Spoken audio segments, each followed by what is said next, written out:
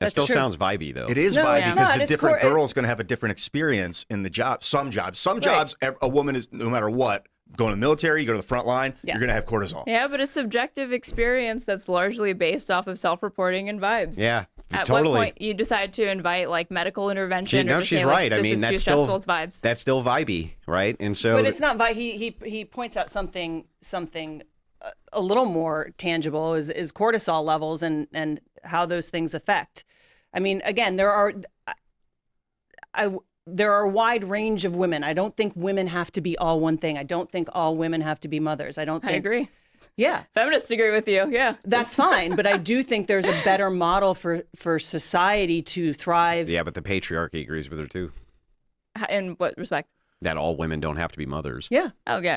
In that Yeah, sense, yes. That would be like, so the thing is like utilizing this idea that, feminists want this for women.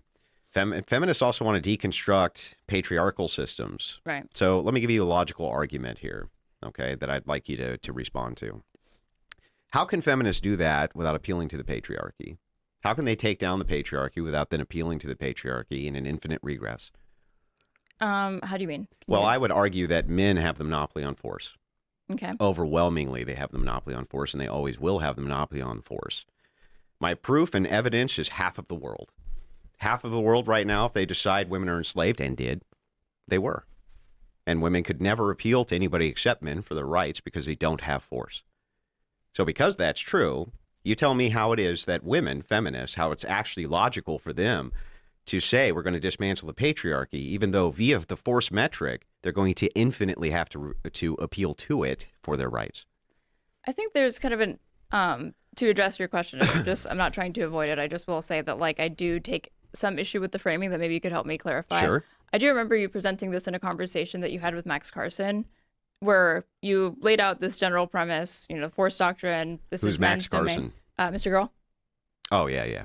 And I largely agreed with his view, which is that he feels that you would set up a system that presupposes that there is sort of this like unity that exists between like among men and among women very, very neatly.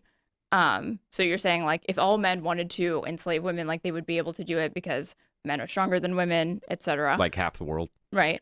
But he So gave you this sort of, it presupposes how most of the observable world actually operates. in that respect, and that's not what I'm taking issue with. The part that I'm taking issue with is just that it would break along these lines very neatly. No. That's not the argument.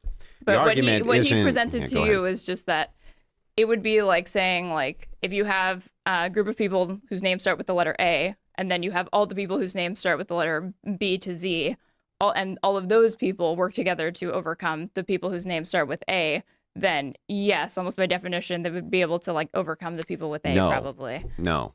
Well, yes, but also no. So let's caveat a few things. First and foremost, do you agree with me that there have been many revolutionary fights and slave revolts? Yes.